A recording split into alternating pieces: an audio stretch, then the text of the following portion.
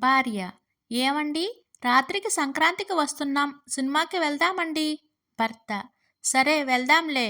అమ్మ: ఒరేయ్, నీ పెళ్ళాంతో మాట్లాడింది చాలు, ఇటురా. సాయంత్రం రవీంద్ర భారతిలో ప్రవచనాలు చెబుతున్నారంట. నన్ను 7 గంటలు తీసుకుని వెళ్ళు. ప్రతిసారి ఏదో ఒక పని ఉందని తప్పించుకుంటున్నావు. ఈసారి మాత్రం అలా జరగకూడదు.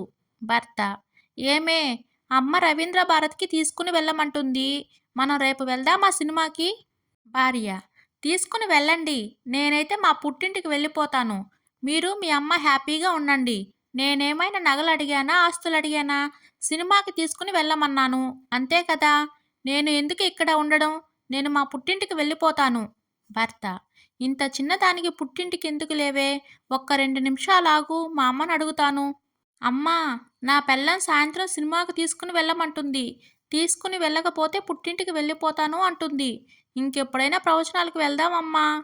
అమ్మ: పోతే పోని, అది పుట్టింటికి వెళ్ళిపోతాను అని అంటే నువ్వు ఎందుకలా బాధపడిపోతున్నావు? పోతే పోని, పీడ పోతుంది. 2 రోజుల తర్వాత మళ్ళీ అదే తిరిగి వస్తుంది. పెళ్ళానికి చెప్పడం చేతగాదు, చెమట ఎదవకి.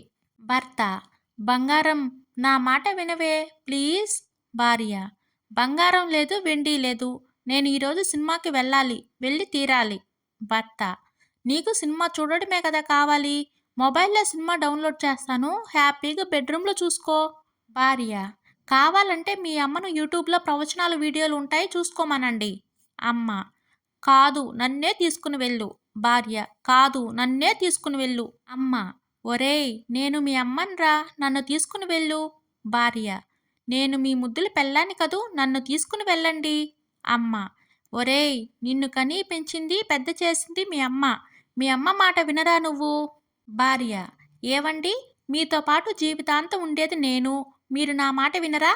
భర్త: భార్య మాట వింటే అమ్మకు కోపం, అమ్మ మాట వింటే భార్యకు కోపం. ఒకటి చెప్తాను వినండి.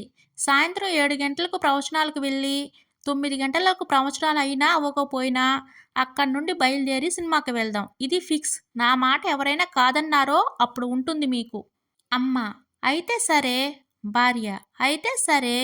ఏమండి, ఎందుకండి అలా అరుస్తున్నారు?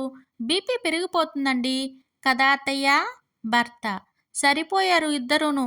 అందితే చేతులు, అందకపోతే కాళ్ళు అంటారు కదా, అది ఇదేనేమో.